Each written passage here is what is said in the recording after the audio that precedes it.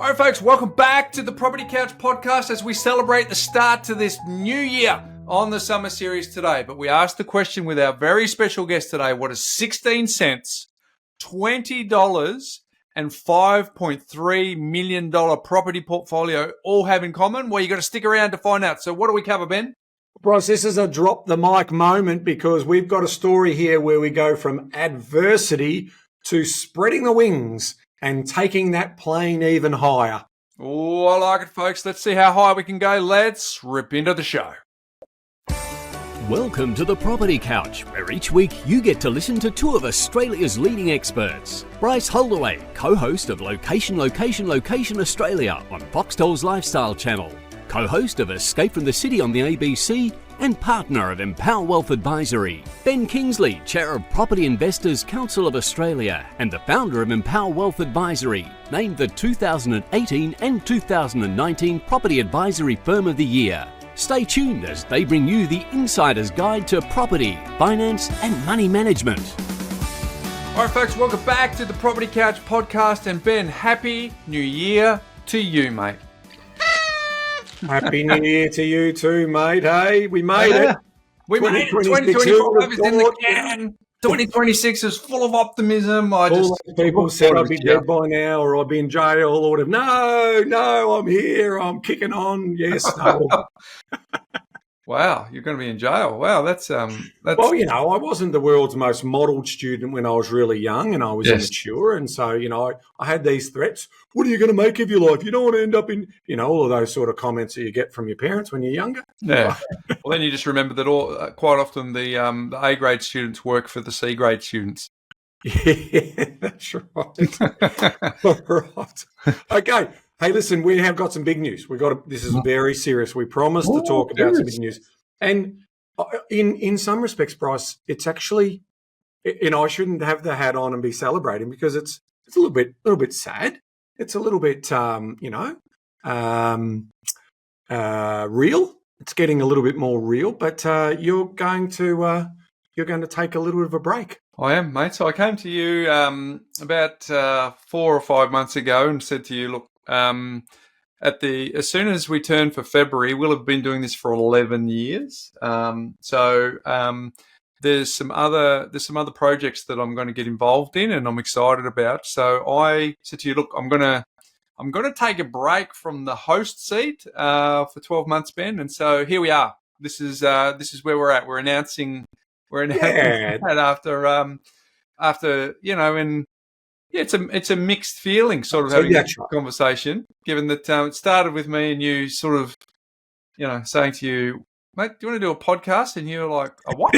And then here we are 11 years later. But yeah, I think the time's come for me to take a little break and yeah, here we are announcing it now. And sink your teeth into those projects. So, mate, first of all, I've got to say I'm thrilled for you, right, in the sense that you're going to, you know, like obviously when we processed it all, that the immediate feeling from my end and from Ivis and obviously the Stig and the team was, it was, you know, really sad, and it is. But again, it's not goodbye. It's just bye for now. And you're going to hook into those projects. And so we then decided, all right, well, I think we need to let the community know New Year. And so what's going to happen is you decided. I thought we'd just carry on as normal. And Ivis and I decided that we need to have a bit of a celebration because I would have thought that the community would be a little bit upset that it was just.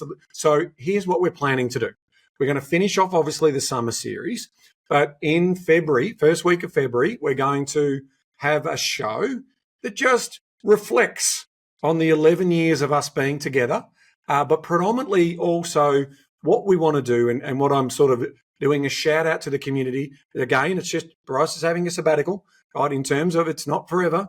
But what we want to do is let's recognise what sort of contributions have been made. So if you know, Bryce has been telling you for basically at least 5 or 6 years when we introduce SpeakPipe to tell us your story. Tell us what Bryce has done in terms of making a contribution to your life. What has he done? You know, what has been your favourite episodes? Tell us a funny story.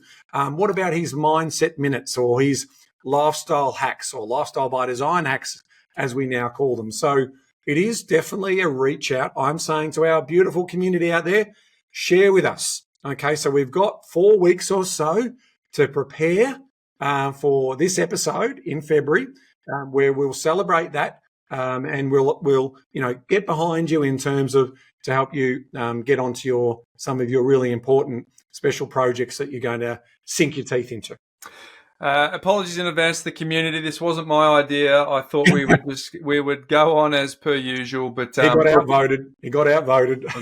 But look, I think 11 years is a lot to celebrate, Ben. It's been by far the most rewarding part of my professional life to turn up with you every Thursday and do this. And the idea that you and I got to sharpen our saw in public by sharing our ideas and challenging ourselves to keep coming up with better ideas each week, and the opportunities to collaborate with our community and in those times, because you and I just talk to a microphone, and when we actually get to see investors in the wild, Ben, it is one of the real joy and privileges that we do get. So it seems self-indulgent. I tried to knock it on the head. You did. Absolutely several times. My goal here was to do what Zig Ziglar did for me, Ben, back when I used to listen to all of his cassette tapes. And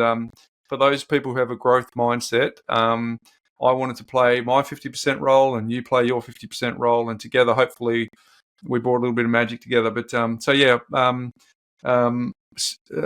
12 months. I'll announce the projects at a later time, but we'll help support you on those projects. And hey, don't give away all your gold, because there's going to be plenty of thank yous that are going to be able to be shared both ways on that episode. So I can't wait to have a little bit of a trip down memory lane and see some of that sort of stuff. And then, as I said, that 12 months will pass pretty quickly. But who knows? We might also see you as a special guest on one of our new formatted shows that we're also doing as well. So again, it's not goodbye. I mean, I think I think the day after we reflected on it when we talked about it, for those people who know Hamish and Andy, they went off and did some other projects, and they're still great mates, and that's the way it's always going to be. And when the projects align again in terms of some of the things we're doing, and we'll get back on the bus again as well. So just wanted to. It's obviously big news for those who are listening, not in a timely way. That's the backstory. If you've come across this episode later on, but we will absolutely. I think it'll be one of the best shows. It'll probably be one of the most downloaded shows, is my prediction. When we celebrate Bryce.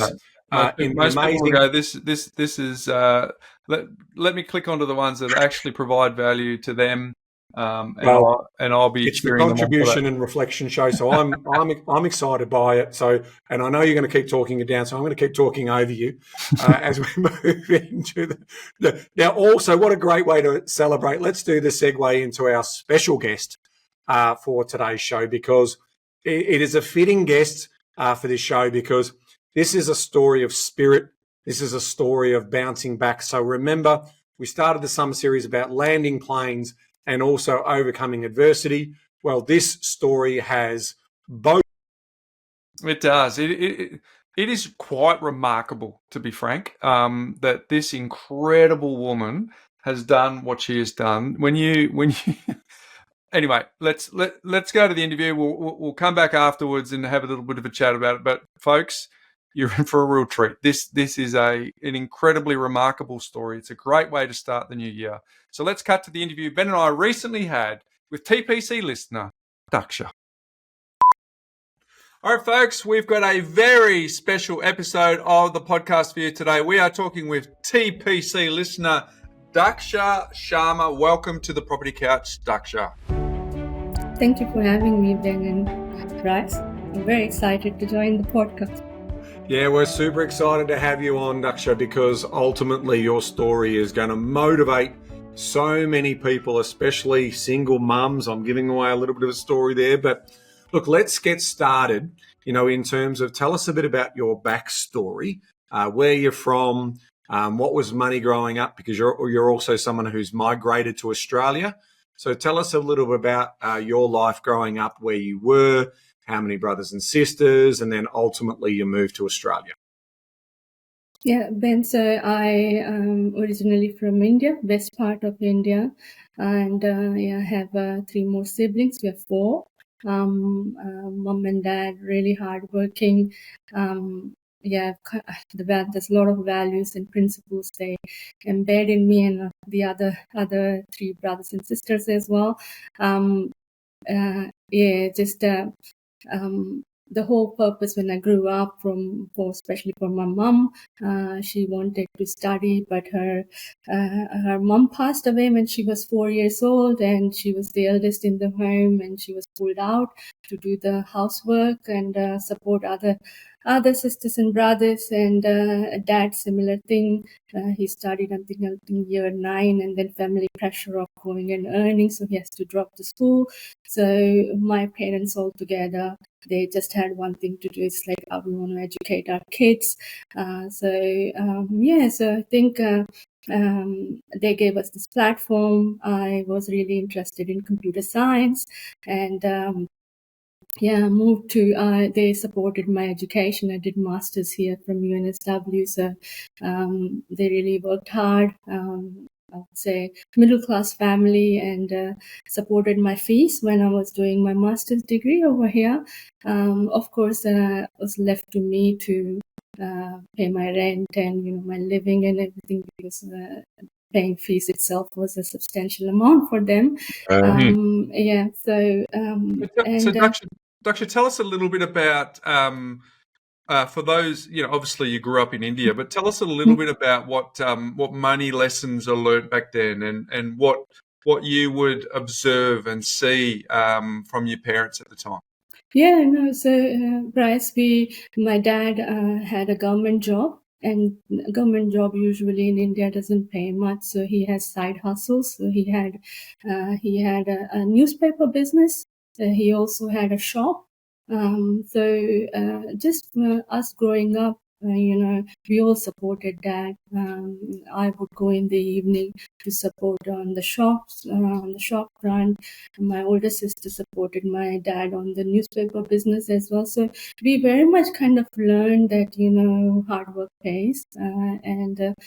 So my dad did a lot of side hustles, and he was at some stage even at the properties as well. So with all his side business, he acquired almost 4 properties, properties while working, and supported me and my brother as well. Sent us over here to do for higher studies. So I think it's ingrained in us, seeing, first of all, mom and dad not educated, still working so hard, and making the living and giving us the best life. When I came over here, I think that remained with me, and it's still there. Dad passed away last year. We still kind of haven't come out of it. I think nobody does, but he was very generous. Just a very generous person. We learned a lot from I wish I could do the business like him, but I just learned more from how to do property, and I kind of understood his strategy was like his buying and holding, and that's where when we put it, keep it for years, right? It gives its own benefits. So I think that strategy stayed with me. Great. So let's sort of back at the dinner table, when your dad's running these businesses, and obviously your mum's working very hard to support 4 young, ambitious children. Was there a lot of discussions around money or running businesses around the dinner table? Or obviously it's clear that you worked in the businesses and your sisters worked in the paper business as well. So did you talk about money around the dinner table? All the time, Ben. It was it was a conversation all the time, especially culture in India is like you have a lot of relatives, and there are so many festivals and weddings as well. So there's a lot to be given, not only to your family, but the extended family as well. So there's this expenditures coming in on those seasonal fronts. So, money was the topic all the time. So you get this great apprenticeship around the dinner table with the other family and siblings as part of that sort of apprenticeship and that discipline in terms of, how you got to learn about how businesses operate, and you see, to your point, the hard work paying off. Let's just quickly ask you about the siblings. Let me ask you first, were you a saver and delayed gratification person in those early years? And are your siblings very similar, or is there spenders and savers inside that sibling mix? So Ben, my brother watching, he's gonna kill me. All right, we won't talk about your brother if he's listening. So let's just talk about you then. Let's just see. So, okay, if your brother, if he is listening, then maybe you can look at your spending habits. Yeah, I think I was more of a saver. Would even if some camps or some If I'm going to camps and I've been given say 500 rupees or something, I am coming still with 200, not spent. Money. Yes, but that's me. My brother, I think he was the only son, so he was pampered. He believes in living life. So, all right. So you get a bit of a different things in terms of, so your brother, obviously, he was the youngest in the family. That's right. To your point, he was probably a little bit spoiled by having all of the supporting sisters and obviously, so only brother brother. Yeah. So I can see why he might be feeling very special. And shout out to your brother. What's his name? His name is Danesh. Danesh, shout out to Danesh in terms of, it sounds like you've grown up in a wonderful family with wonderful parents and wonderful supporting sisters as well. And so he also was sent to Australia as well to also advance his education and opportunities. So let's pivot to that move to Australia. What I want to talk about there is, so your parents have agreed to pay for your tuition, but you've got to support yourself.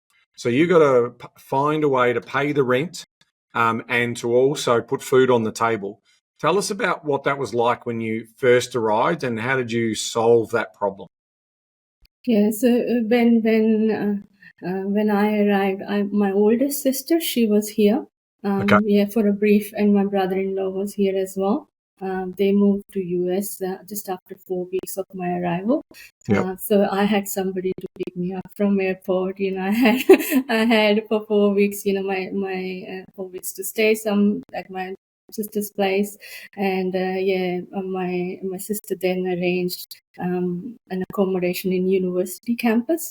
So that is, and they supported me for initial few months until I found a casual job. So I was supported a bit on the rent front, and I think I'm blessed on that front. That initially when I came, it wasn't that but it was at one point I had so I was a bit hesitant to use their money, and was it took me quite a few, and I was a bit fragile and a bit timid as well back then. So finding that confidence was quite low. Suddenly landing on a new country, even the accent, getting people's accent, the proper Aussie accent was a bit hard for me initially. But I eventually land on a casual job. I lost it, so then I stopped asking for any support.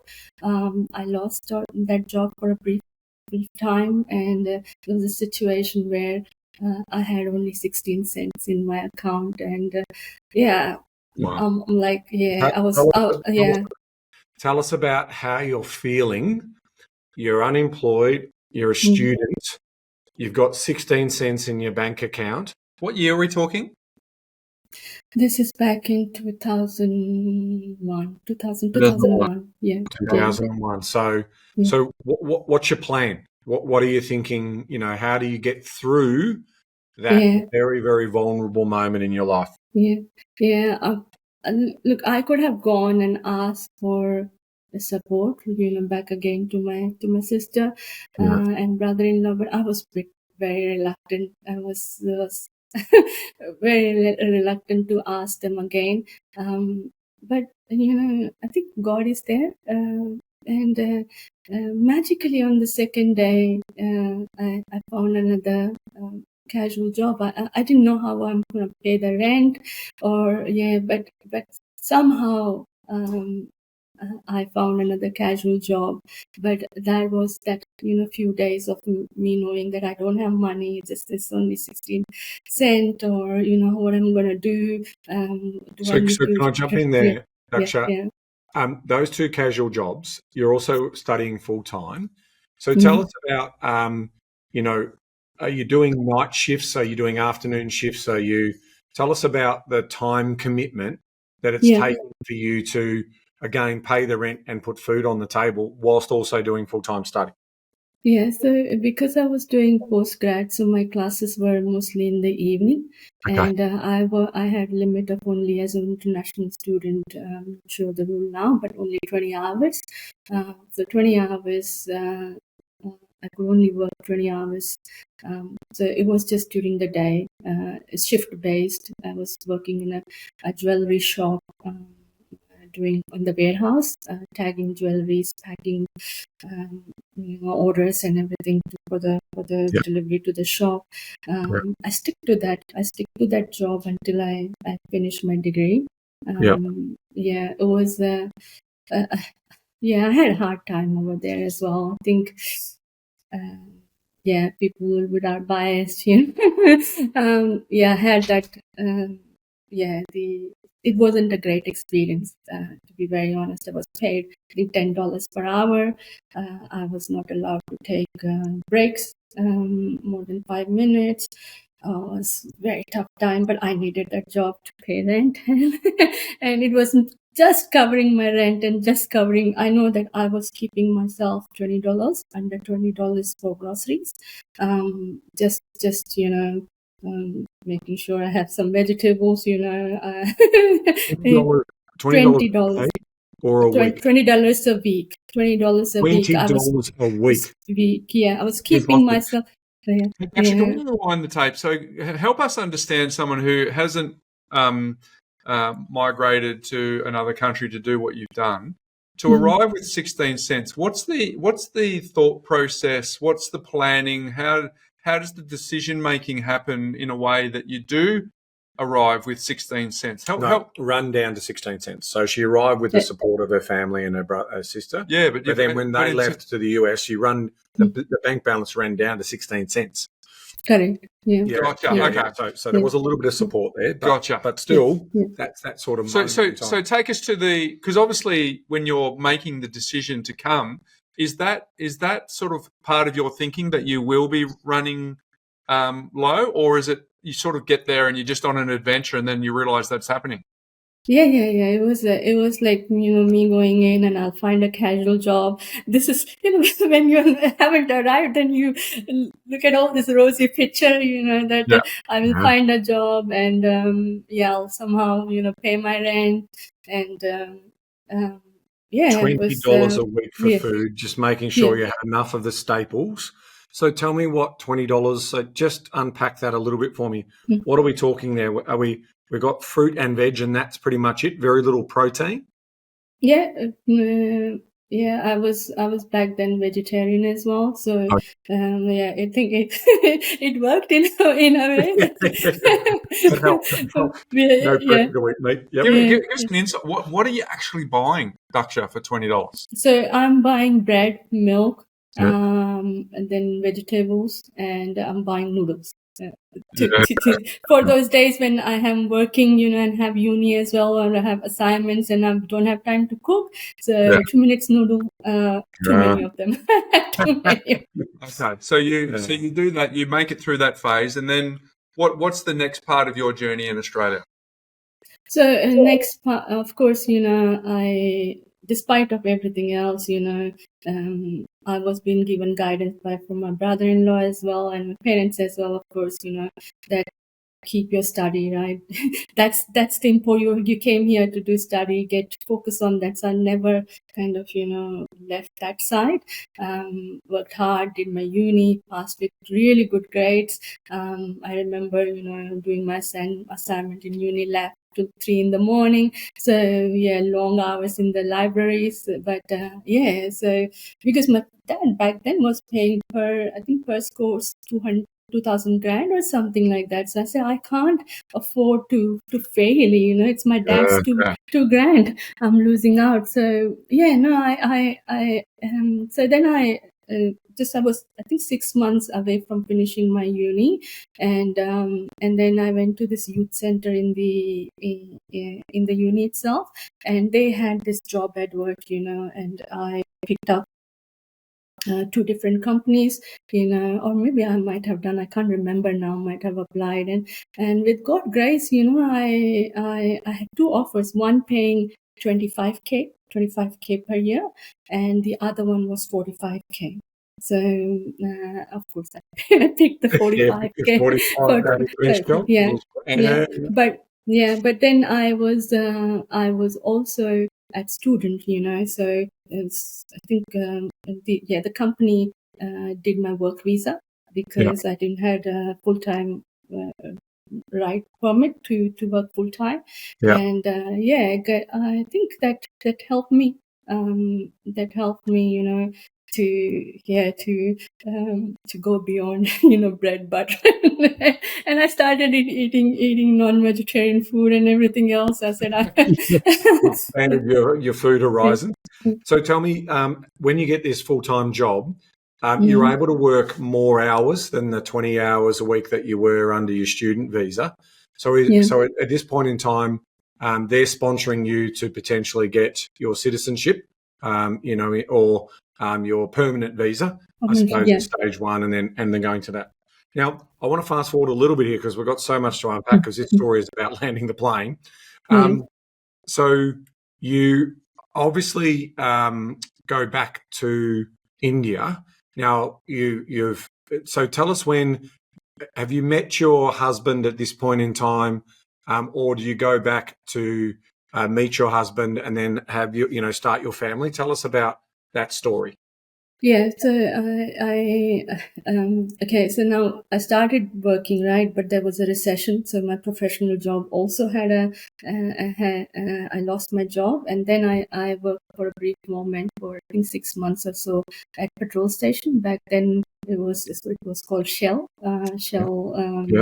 Service station. Service station, and that's where I met my ex-husband, my husband, back then husband, boyfriend. And then so moved to India. So he finished he also was a student. He finished and he went for his career. He moved to India. I stayed here a little bit, but then I joined him. And things didn't work out. Things just went horribly. Just come down. I think the separation and everything founded with 2 different personalities, 2 different people, 2 different culture. Just quickly, because ultimately you've gone back, you get married. How long before you have your first child? So I got married. I came back because I had a job. And meanwhile, he was just finishing his thing and getting a job. Once he got the job, then I moved back. I'm talking about now 2008.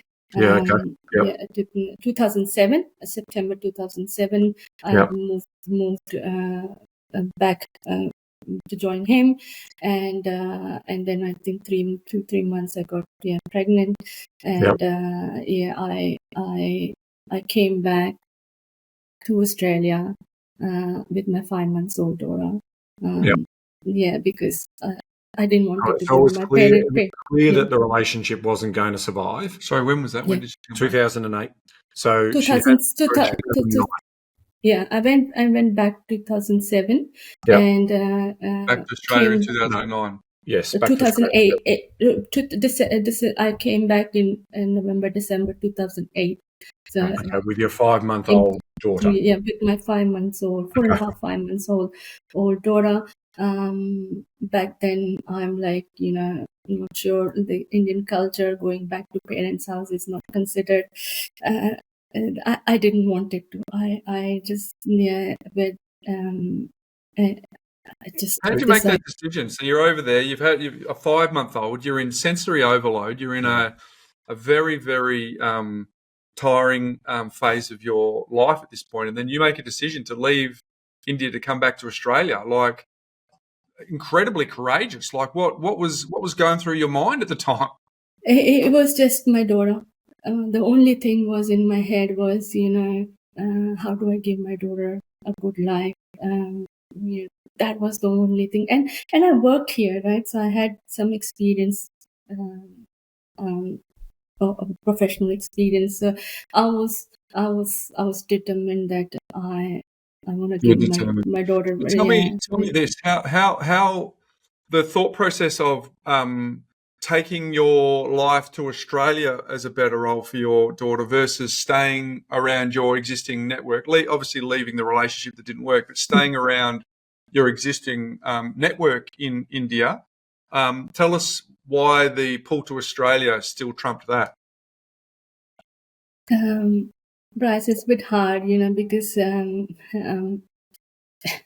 it is the culture aspect, the community aspect. I'm not sure now it's changed, but back then, a divorcee or back then I wasn't completely divorced, but and with the kid, with the judgment and the relatives, and though my parents would have supported me wholeheartedly, I get it is that. Yeah. So I arrived. My brother was here. So remember, my brother also. So again, somebody to pick me and my daughter up from airport. Yeah. I stayed with them for a few months. So, but then it was just me and my daughter with 2 bags. We came back. So. Daksha, around your husband and his interest to being close to his daughter, was that a bit of also pressure in there, or not really? Not really. Okay. It went for a few years, but then it died off. Yeah. Okay. So it's a challenging time, but you're in Australia. Let's talk about what happens then. So you're back here. You've got your brother here, and because your story is a really cool story, right? So tell us about what it took for you to reestablish, and then lead us into the property investment journey. Yeah, what that looks like. Yeah. So I came, and the whole purpose was to find a job. Again, with my past experience, local experience, I think I had a few bumps here and there, but eventually I landed on a job, and I got support from brother. Mom also came for a few months to support, and then I remember my daughter was 8 months, and my brother found a job back then in Melbourne. So he moved to Melbourne. Mom also had to go back to India. So we were just me and my daughter back then was 8 months. We were just settling her in the childcare. Was such a guilty moments, I remember dropping her first day at childcare and not leaving there, crying in tears. And she was a very clingy baby. So was really hard. Yeah, I still remember that day. Because we didn't know, of course, she's 8 months, and she was seeing this house full of people where my brother is there, my sister-in-law is there, she had a baby as well, and my mom. And suddenly in the evening, I pick her up from childcare, and she's not seeing anybody, and that sight is still, she's going one room to another to third room, crying for everybody. Where is everybody? Where she got, because she saw the bag in the morning, so but she wasn't relating, and that, oh my God, that was again very painful moments. But then life then was very tough until she started school. Me managing everything. I was renting back then, and then the time came where I need to start looking for her primary school, that's it. And I wanted, again, the whole purpose for coming to Australia to give her that life, best education. So I then started looking at, where are the best schools? What are those catchment areas where I can find the best schools? And then started looking for property in Borkham Hills, because Borkham Hills had the best school, right? Number one primary school in New South Wales. But then immediately the property price, because it's in that catchment, was 50 grand or 80 grand more. Right. So it went off my budget. Your budget. Yeah. But then I still managed to find a property, a little old property. It took me 10 months. This was an activity for me and my daughter. Every Saturday morning we get ready, and she's excited with me to come to open houses. And that little baby, You made it an adventure. It was. It's just 10 months. I found this. It's like this. After 10 months of doing open houses, I just took the round of the property, and I just went to the agent and said, I want to buy. It's like, it's 5 minutes. I said, because I had very short time to find the school, because my daughter was starting kindy, and it was in budget. It was a bit run down. I didn't care. I said, it's in the catchment, and buying like a potato. But this not since before, so that wasn't anything. It was $20 a week. Yeah. So, did you buy a townhouse? Was it a freestanding house or a unit? Yeah, no, it was a freestanding house. Sure. It was a bit on the higher side of the road. Street. And Yep. was the street was curving, so I wouldn't say it's a really corner property, but it is kind of corner property. Yep. And sitting on 923 square meter land. Wow, yeah. So I did not know all these things back then. Okay, the whole purpose was subconsciously 10 months of looking has trained you to sort of say, I get what I'm seeing here, right? So that's 10 months of looking every Saturday or thereasabouts at hundreds of properties actually builds up some knowledge, right? It's just, so whether you knew, subconsciously, as soon as you saw it, you thought the bones were good and you've jumped on it. So what did you pay for that proproperty, Daksha, if you don't mind me asking? 610. 610? Back then, 610. In what, 2009-ish? No. This was 2013. Because 2013, remember 2013, it was a bit slightly over my budget, but then just the whole thing is I want to land my daughter to good school. That was the only thing going in my head. Well, that was the North Star for coming, so it makes sense that you've made all of your decisions around that. So so you've got this house, and what sort of pressure was that putting you under to be able to manage the mortgage? I think it was 40% or 40% of my salary on back then to pay the mortgage. But I remember it was last day of school finishing in December. And I just went in and handed over to the school saying that this is the contract. My daughter needs I need to enroll my daughter. I'm in the zone. You've got no choice but to take my daughter, which is true. You're in the zone. So no, it worked out, and it worked out. I intentionally also looked for, my job was also 5 minutes. 5 minutes into Norwest, but so I kind of planned it in a way that I don't miss out any of my the daughter school functions. I'm there, I drop her, I pick her, everything was planned. I wasn't successful because last minute, right, of enrolling her. So finding her after school care was difficult. It was difficult. I found. Well, can we just pause and reflect here, Daksha, that well done. That's phenomenal. I mean, if you just really take the highlights reel of what we've just spoken about, there was some cultural reasons why you went to Australia. You came back here with a 5-month-old, backed yourself in. Then your brother moves to Melbourne. Your mother goes home. You're there on your own, and you do not lose sight on the very reason why you came here in the first place.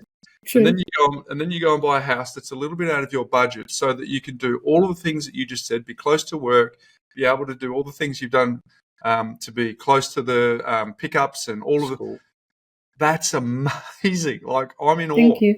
That is incredible. I think that's going to really inspire not just single mums, but single parents, because it's challenging. Like, Ben and I don't even know what that feels like, but I've been around enough stories to know that is just a big, big mountain. So didn't want the story to go any further before we just took the time to acknowledge that is amazing. Thank you.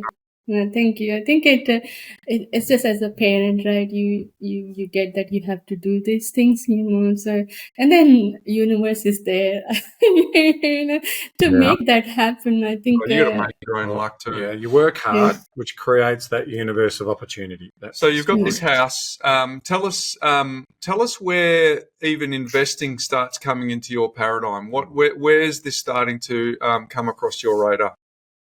Yeah, so it took me a few years, right? It always takes a few years, right? Because such a big mortgage, a year or two just goes by. And then, I was back again. I was still working 5 minutes, away. My daughter settled to the school. I was workaholic. I kind of, step up. I got a salary increase, got into a little bit senior role. And then I was ready again. I'm like, I wanna buy again. And I think back then I came across your podcast. Back then there were not many buyer's agent or anything. And it's like me Friday evening, rather than watching TV or anything else, I would just put your podcast. It was entertaining. It is. So, and I remember me asking a question in your podcast. Because this massive piece of 923 square meter, land, an old house, 40 years old house.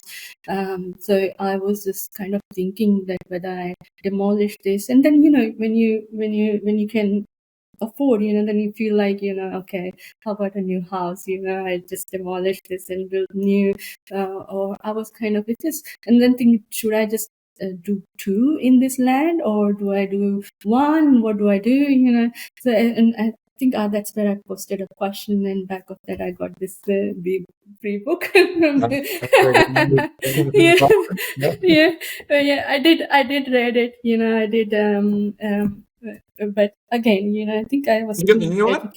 Yeah, no, I haven't. I have to go. We'll send it to you. Yeah, thank you. But these all. Then I remember. I was all in different direction, with no strategy in the head, right? Where I'm gonna go. I made so many mistakes. I look for the buyer agent, to go regional or interstate, and signed with them. They showed me 4 or 5 properties, and I got completely, I said, no, this is too much risk. I didn't start, I didn't believe in. Daksha, in terms of what is it that you thought that was giving you cold feet? Was it your lack of knowledge? Was it their pushiness? Was it the fact that it was interstate and you weren't going to get to see it? Take us through just that sort of decision making, because it's a big decision to sign up for a buyer's agent, right? The fees and so forth. Was it a legitimate buyer's agent in the sense it was a fee for service, or was it someone who was trying to find you a house and land package or something along those lines? No, it was legitimate. Was not into buying a house and land so a package. fee for service. Yep. Yeah, they had fees, which I was a bit reluctant. I negotiated, with my blood, right? I negotiated on that. It is the fear of, not seeing it. It's the fear of not touching it. It's the fear of believing, because they're saying it's going to grow, but because of my limited knowledge back then, I wasn't and then I freaked out and I canceled the contract. I said, no, I don't want to proceed. And now I'm regretting that. I'm regretting really because I still have it. Those locations, like, do you track those locations now? What do you think it's cost you? What do you think it's cost you in terms of equity? Lot of money, Ben. It was I think majority of them. I think they showed me 4 or 5, and it was in my email, so I traced back and then I checked the address, and oh my god, let's give our community some idea. So at the time, what this is roughly. So, you bought in 2013, you waited a couple of years. So we're around 2015, 2016, and these buyers agents are showing you properties at what sort of price point, and then roughly what do you think they're worth today? Yeah, it was around 400, 500. I remember Wagga and some still New South Wales, but Wagga. Okay, so some regional areas. Regional areas. I think there was one in Brisbane as well. Yeah, so it's just and they weren't polished new houses. They were old properties. So I'm like already on one old property, and then this is again another one. Roughly the properties or the areas? Well, we know Brisbane's gone very strong, so you're probably looking at $400,000 to $500,000 properties are now pushing over $1 million. One would suspect, certainly that Brisbane sort of market with a median now of around $1 million. So we get cold feet, we cool off. How do we reset? How do we get ourselves the confidence to take action after we had that false start? Yeah, so a reset was there, but again, didn't learn that. So I think again, I went into making a wrong decision. So I end up buying a unit in Blacktown. The whole purpose was, I think, the location close to transport, schools. So it ticked all the boxes. All the boxes of that it's gonna grow, but it was a unit. It is still there. I still have it. Right in front of West Point, 2 minutes to the station. I bought it off the plan. Has it grown in value? No. It hasn't grown in value. The only good part is of the of this is the rental yield that has the rental returns. It's almost paying. So how many in the block are we talking? Was it a small block because you bought it off the plan? Did you go through a property person, or did you find it yourself?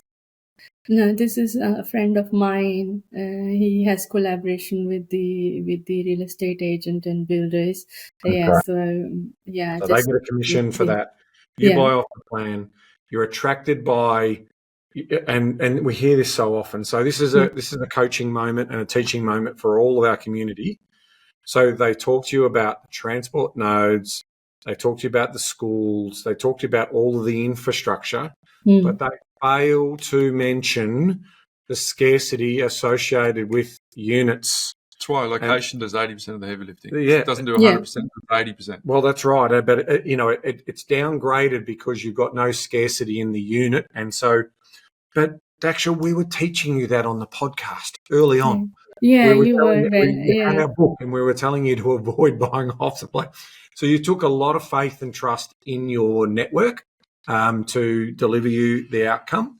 And again, most of the spruikers will tell you 80% of the truth, but the 20% that matters is the scarcity, the supply-demand story, because all areas will go through times where their school zones are in great shape, and then sometimes the principal leaves and some of the teachers, the good teachers, follow those good principles, et cetera, et cetera. But the infrastructure around trains and Westfields and all of that, that's true. So I'm assuming it would have, to your point, it's always been easy to rent because it's in a reasonably good location, but it hasn't grown in value. So the opportunity cost that you've missed out on. But you learn from that, don't you? Because you know you were attracted by the yield, but ultimately you then decide to go again. So take us into that next purchase, because I think we've shared with the community why we have problems with these types of strategies. Yeah. Yeah. At this stage, are you now building an idea of a strategy? Are you starting to build an idea of planning to become what you plan to become? Yeah. So I then believed in it that house with the land parcel, because my Bochum Hills house itself grown substantially. So and my unit wasn't growing. So then I'm now coming back to the thing that I wanna go on to the house front rather than on the unit one. So I bought again, but then this was an old house. My daughter finished her primary. Again, I'm back again on the looking for a high school, and as I said, I grow further grown on my career front as well, and people have brand new houses and other stuff, so I have this desire to buy a new house for myself.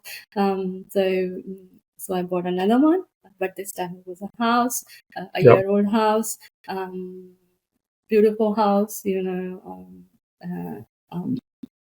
Would we costed call me a it the big money. Forever Home? Forever Home, is that the way you're looking at it? No. I Not have a yet, just a strategy. new, Not yet. 1 year old. I'm still in this house, but I have a plan in next 3, because my daughter now finished high school, so I have no binding of staying here.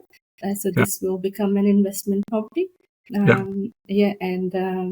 So I'll come back to this one, but I bought this, then I maxed out on my personal borrowing power. So then I kind of educating myself on the SMSF side, and all the learnings, of course I can't buy it in Sydney now, with my even super balance, my super balance. So I kept on keeping an eye on my super as well, just to make sure that it's in the right fund, it's giving good return, and I did consolidate it. So from that front, when I share my super balance, people just said, "Oh, you've been single, still good. You have good amounts." So that helped me to. Then I started believing in now buyer's agent as well. So this time, without any fear, without anything, I jumped into the buyer's agency, and then bought a property. 520 square meter land, 4-bedroom, 1 study, a single level house for 800 in Melbourne. In Melbourne, okay. In Melbourne. So happy with the purchase, the location and the school and all the amenities, train station. It all ticks the box, and it has the land parcel as well, and 20-25 minutes to the beach. So it kind of ticks a few boxes. I'm finger crossed. I hope it's gonna grow. But that's a recent purchase. And so you've still got the Bochum Hills house. Yeah. So my Bochum Hills house. 2013 to 2025, it tripled. Tripled in value. So that's more than triple. Yeah. So it's So you've almost literally done nothing other than keep it in safe and quiet enjoyment order for your tenants. So it's again on a lovely big parcel of land. It's tripled in value. That was originally your first PPOR. Then you've got the off the plan unit in Bankstown, in Blacktown. Blacktown. My bad. And then you've obviously bought that new PPOR, which was a year old when you also bought it, and now you've got the SMSF property. So I'm just conscious of time here, but you've now got your property portfolio is now worth over $5 million. And you've done that as a single mum. How proud is your daughter of you in terms of what the life you've been able to deliver your daughter in making that big decision to come back to Australia with a 5-month-old daughter? Yes, you had your brother here, so you had a little bit of a safety net, but still, has your daughter ever tapped you on the shoulder and said, "Mum, you're amazing and thank you"? Sometimes, but I think she's still 17, I would say. So it is yet to come to her. Yeah. But it is incredible, Daksha, in terms of what you've been able to achieve. And to your point, we call this a landing the plane story because in theory, you've got enough just on the income that you'd be generating off the 3 investment properties plus your principal place of residence. But you mentioned a second ago, you've got a plan. So what's the next step in the dance for you? Because technically the plane has landed, but you want to keep scratching an itch. You talked about a forever home. Tell us about what that forever home might look like. Yeah. So when I was in uni, right, I was close to all the beaches, 10 minutes from the beaches. So I know what that lifestyle means, So I want to go back. So my daughter now, she got early offer, so we know which uni she's going. My work is also in the city, so the plan is going back. Of course, I can't afford buying right now, so it's rent vesting. So that's what so we're gonna go rent vesting, live, of course, going back to the apartment, or maybe townhouse if I can afford, but it is close to water. Just want to change, for me, my daughter, a little bit of kind of, pampering ourselves. A reward for effort, right? Ultimately, that's what rent vesting does allow you to do. Live where you want to live, but, it's not the conventional rent vesting process that you've gone through because technically you've still got a principal place of residence plus a former principal place of residence as well. So that looks wonderful. So, Daksha, my final question for you is why did you want... So, actually, firstly, again, well done. What an amazing story. If it wasn't just an incredible story for you to get here and buy your principal place of residence, to build the portfolio is just outstanding. So let's pause and reflect. But why did you want to come on and share your story? Why was that important to you? Yeah, no, that's a big one, Bryce. So I just want to... all the single moms out there, I just want to share my story. It's just that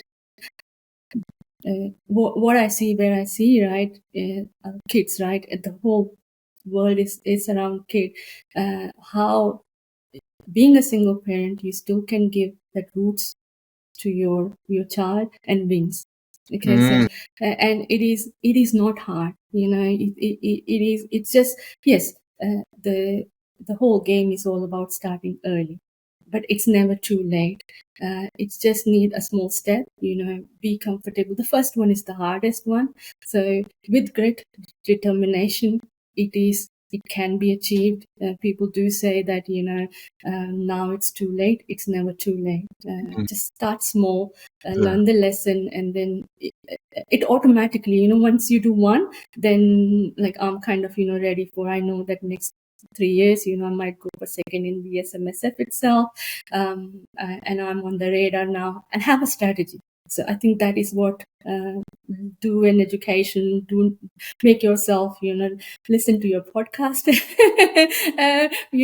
build that knowledge base, strategy, and start with the end in the mind. So I have that, I want to, by 60, I'm going to have 3K passive income coming in. So if you work backwards, right, if they work backwards and taking small steps, I just want to call out to all the single parents, it's not hard. You can do it, for yourself and your kids. Just have that great determination, focus. There's so many things out there which can distract you. But if you are determined, no matter what salary you are on, right, things can be achieved.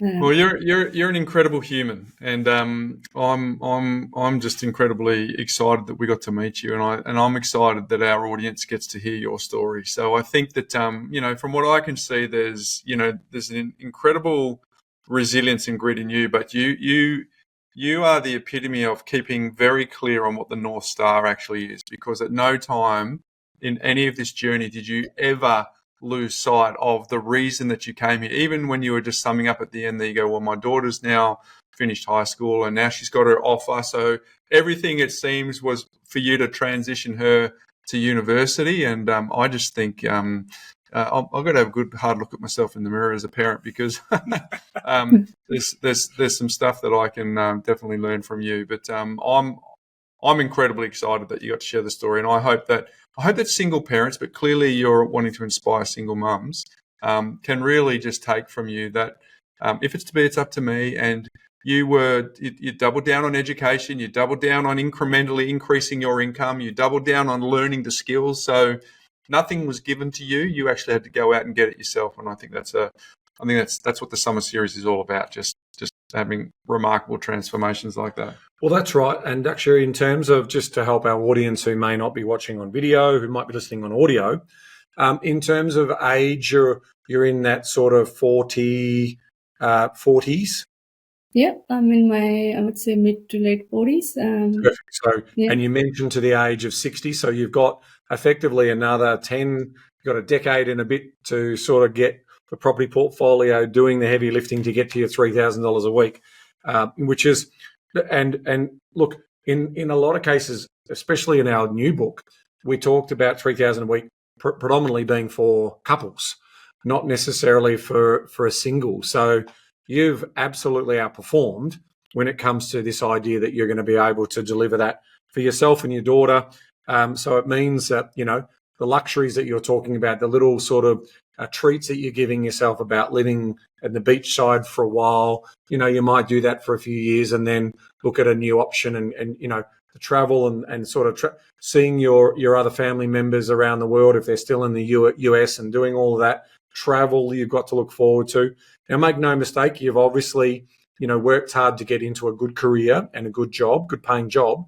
But my final sort of question to you as we wrap up is, how much sort of cost budgeting did you do around the spending to be able to create that equity quickly and to be able to make sure that you had the borrowing power to do this? Did you live frugally, or would you say that you were living comfortably? Tell us about the journey in terms of the spending side, because we've been able to build up an enormous amount of wealth here. But did you do that, really conscious of spending, or did you actually give yourself some treats along the way? I think when I started, I was measuring everything, waiting for the sale to come through, and then buying things. I'm not, as I said, a bit of a saver from childhood itself. So that helped me. But I think now life is more comfortable.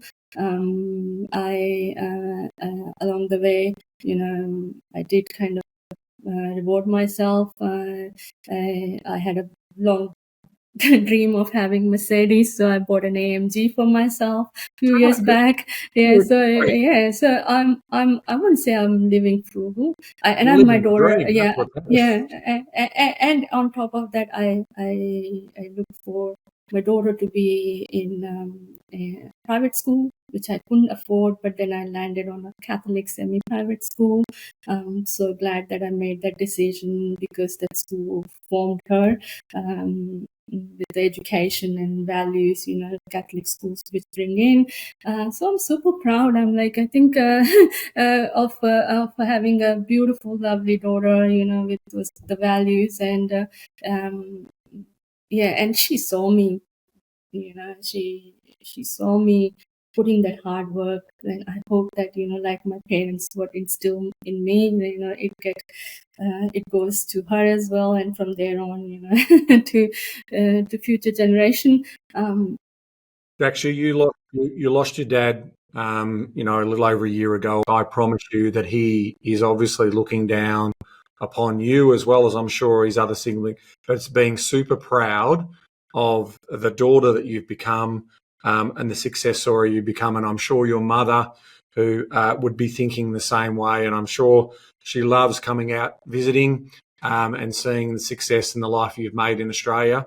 And that is, a reminder for anyone in this country: if you work hard and you apply yourself and you have some delayed gratification and you sacrifice and you educate yourself, look what's possible in this country. That's what aspiring Australian lifestyle looks like, and that's lifestyle by design. So congratulations to you. It's been an absolute pleasure in terms of getting to hear your story, and I'm sure our community in this summer series will be thrilled in terms of, the message, and there's no excuses not to be motivated by the story that you shared with us today. So thank you for coming on and being vulnerable and sharing your story with us.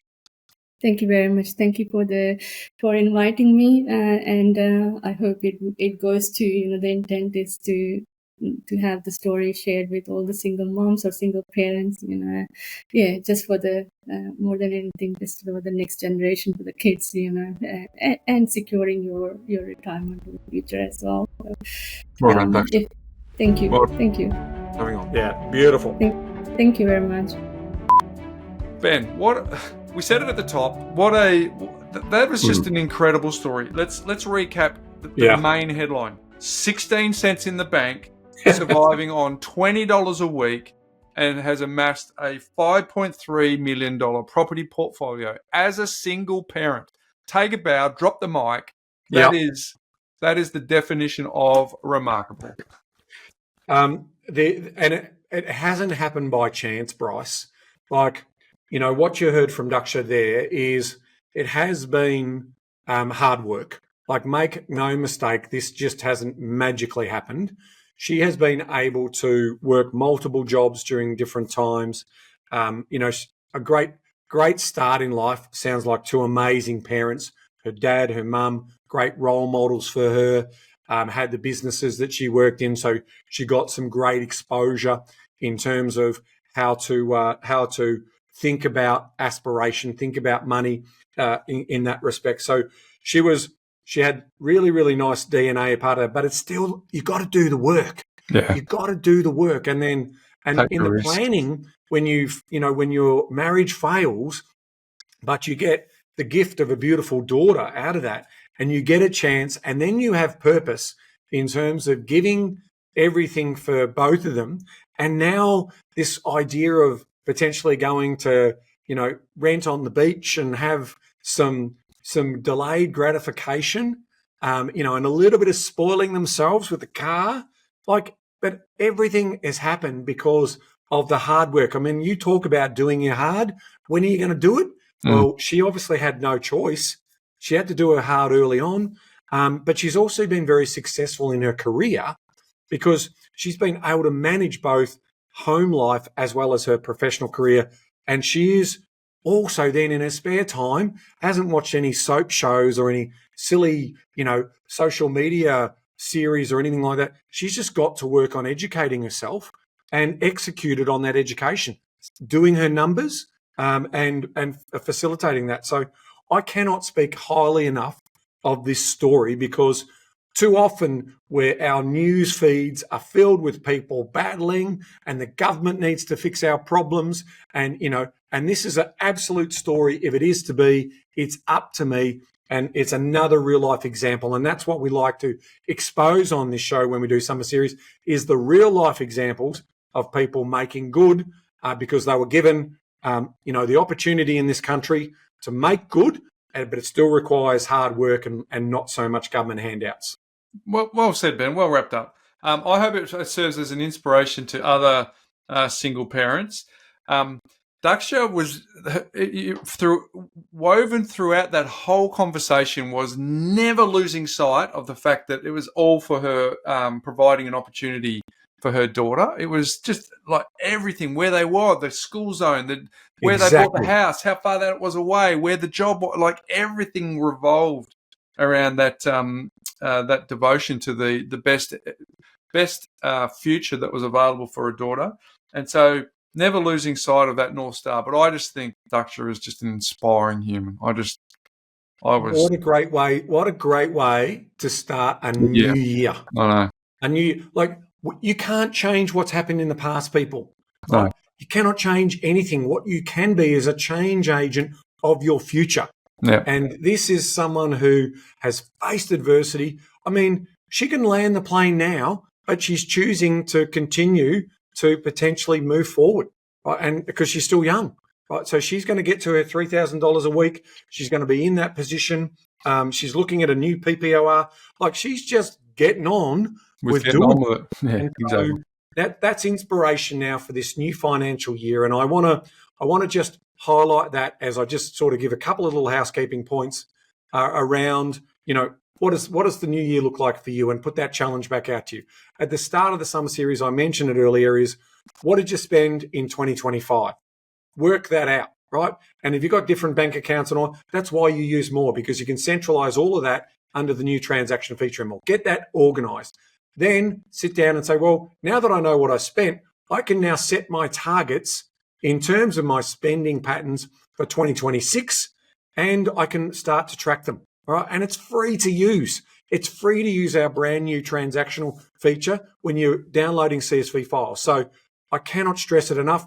I will give you also a reminder at some point we'll announce a webinar. It'll be in the next couple of weeks. And we hope to get hopefully 1,000 plus people to that webinar, where we are talking about how to set up for success, financial success in 2026, because it is going to be a year that you can potentially either add momentum to the current story you have, or you can start the beginning of that momentum for yourself. So I'm excited for the year, Bryce. I'm excited for what you're going to be doing. I'm going to be your biggest fan when you start some of these other projects. But it's definitely going to be, I'm feeling it in my bones. 2026, I didn't have the greatest 2025 in a personal sense. We have some, we lost my father-in-law, and my mother-in-law is battling cancer, and, my son had a back operation. Like, it just wasn't a good year, in terms of what was happening on the household front. So I'm turning into the new year in a really positive mindset to know that if I keep working hard, then good things will happen. And I hope that that's going to be the same for everyone else. Yeah, well said, Ben. I feel incredibly optimistic about what 2026 is for us personally, but also for our community of people who will just go and do the basics well, make sure they trap some surplus, put it to work. Super excited about that. But Happy New Year, folks. What is your year started like? Have you got some North Star goals in mind for what you want to achieve? And hopefully you are getting through these summer series with inspiration of what's possible for you, not only in 2026, but for the decades to come, setting yourself up like Daksha did. So Daksha, well done. Thank you for coming on and sharing your story with our community. I think you will be an incredible inspiration to people, but particularly single parents, that there is a way, and you did it. And you've documented that story for keepsake for your family and your daughter to understand and reflect on as well. So to you, Daksha, and to everyone in our community, Happy New Year, everyone. There we go. Happy New Year, folks. And Ben, until next week. Knowledge is empowering, Bryce, but only if you act on it. Only if you act on it, folks. See you next week.